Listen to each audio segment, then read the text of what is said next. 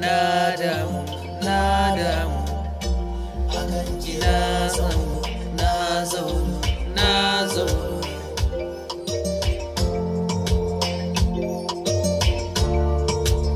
za a yi ruwan sama yanzu zuwa anjima an riga an kuma soyayya ta kama.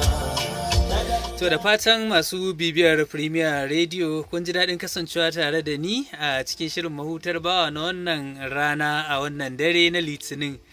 Ina fatan za ku sarbe mu a shirinmu na gaba wanda Allah ya da zan sake dawo in bayyana muku abin da za mu tattauna. Yau dai mun tattauna muhimmancin kulawa a zamantakewa, alaƙa ko kuma in ce a soyayya. Da fatan waɗanda suka ba da gudunmawa kuma za mu ƙaru mu kuma alhakanta. Shehu Usman Salihu ke muku fatan alkhairi sai an ji ku.